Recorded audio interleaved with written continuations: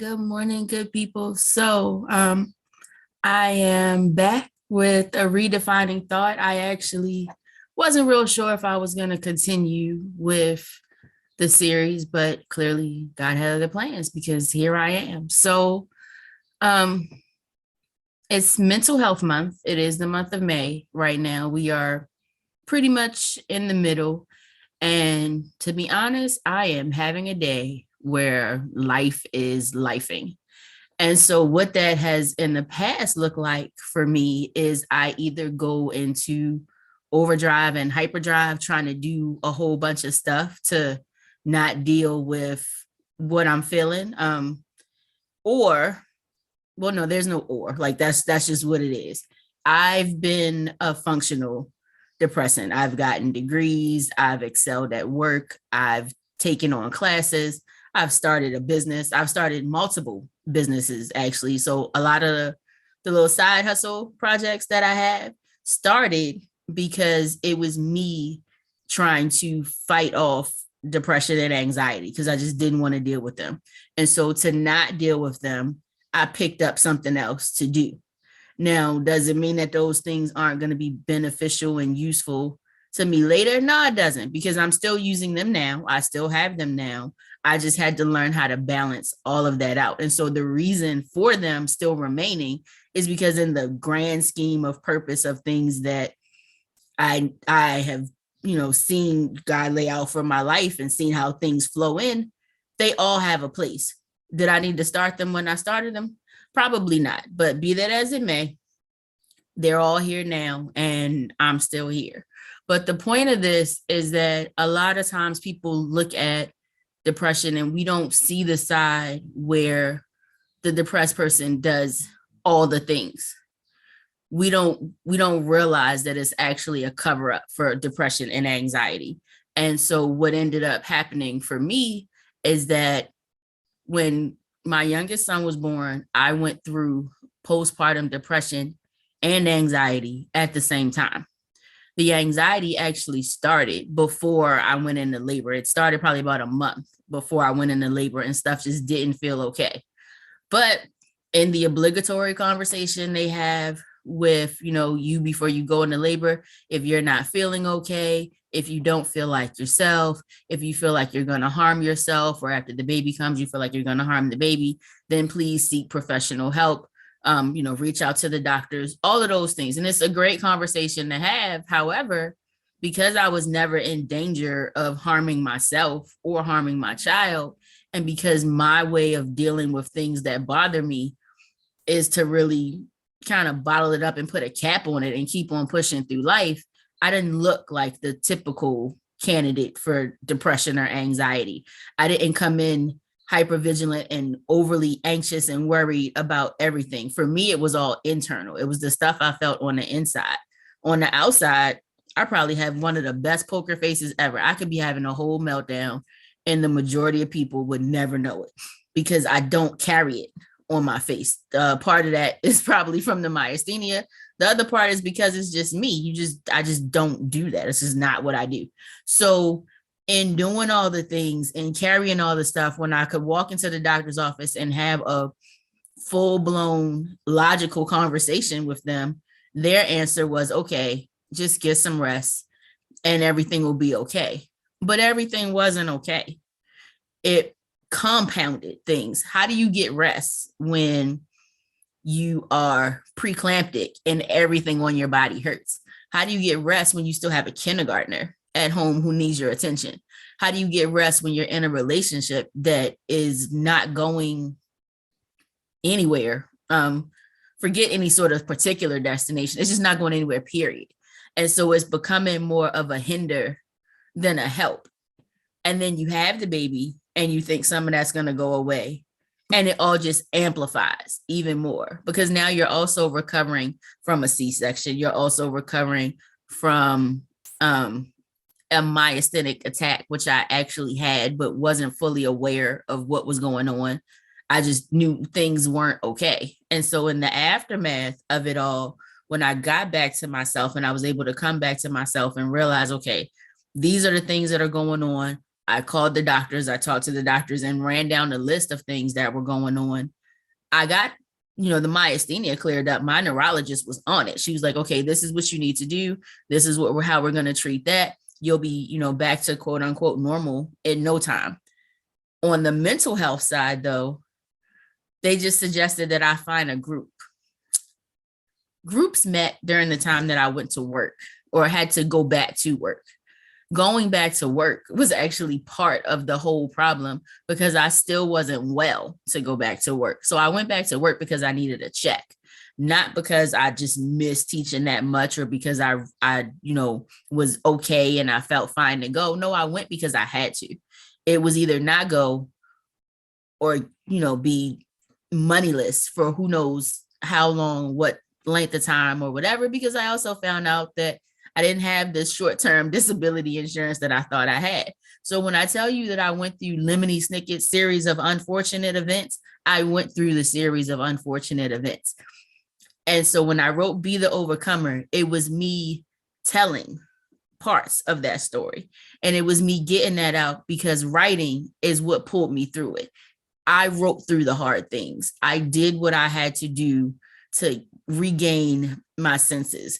I sat down, I had a notebook, I just put it all out on the page and started reading and understanding scripture and going through all of those things to fight and combat what it was that was going on internally in me. And yes, I did go see a therapist, but in the beginning, I couldn't find one.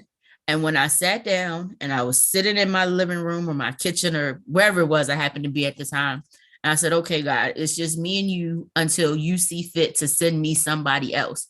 But whatever this is, I can't stay here. I can't do this. I cannot function and my mind is not well.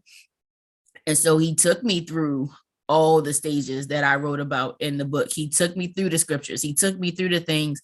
And truth be told, I'm about to start back on them today because it's an ongoing process. Renewing your mind doesn't just happen once. It takes repetitive action. It takes repetitive decision to actually let it happen. And because I constantly wake up every day and I make that decision and I tell myself, regardless of how much life starts lifing, life is not going to overtake me.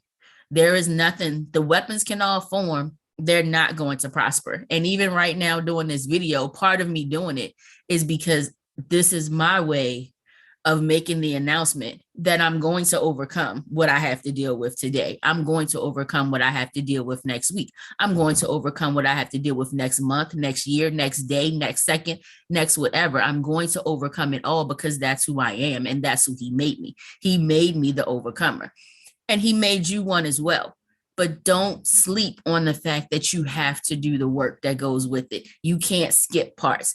You need Jesus. And you might also need a therapist. You might also need medication. Don't take any of that lightly. He made people to help you with the things that you need help with.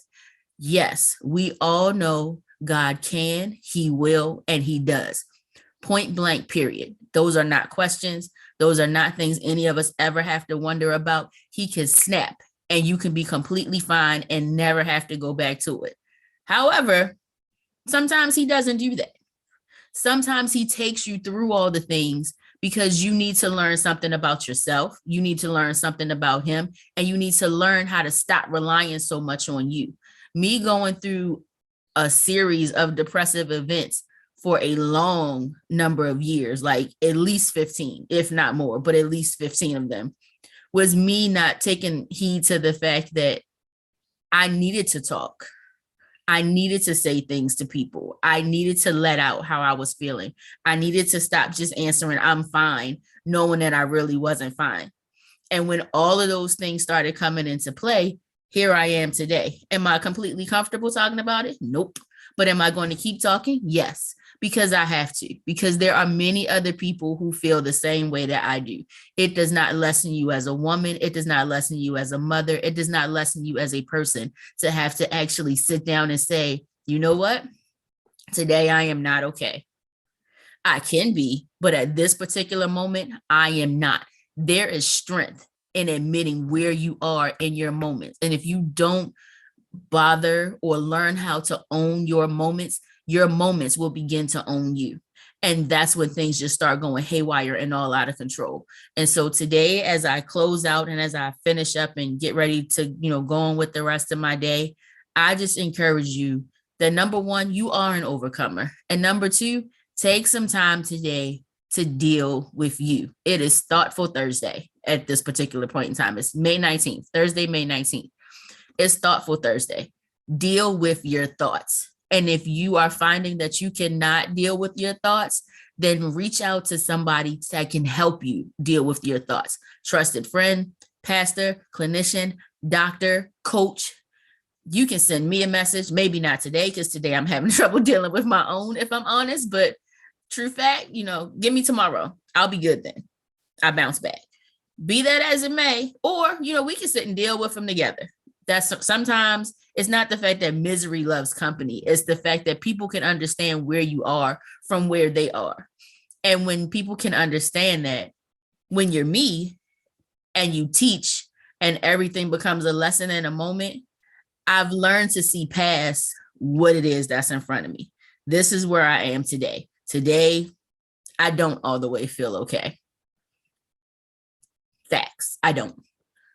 However, there's a lesson in what I'm feeling. There's a lesson in what I have to do to get through the day. There's a lesson in all the things, because there's always a lesson. God is always talking. We just have to open up our ears to always be listening. And so if you need to reach out to someone, reach out to me. Find a therapist, find a friend, your circle of safety, parents, pastors, whoever you feel comfortable with. The point is, don't stop talking. Don't decide not to talk. If you need to talk, find somebody to talk, and then let them know, you know what? I don't need advice. I just need you to listen. I just need you to listen. You can nod and shake your head. You can say, oh, I just need you to listen. So I implore you today, if you need to talk to somebody, please go have that conversation. Please send an email, send a text message, send a Facebook message, send a DM, send whatever you need to send to start getting you to the place where you feel that you're an overcomer. If you want the books and the stories that I talked about, peep the website up in the corner. It's the tsgsgroup.com/the overcomers. It has my Bible study workbook, Be the Overcomer. It also has Fight or Flight, A Mother's Journey to Mental Health, which is the actual full story of what all was going on when I went through the postpartum depression and anxiety. And it also has Blinded Love, about being in a domestically violent relationship. But if you fall in any of those categories or none, check out the book.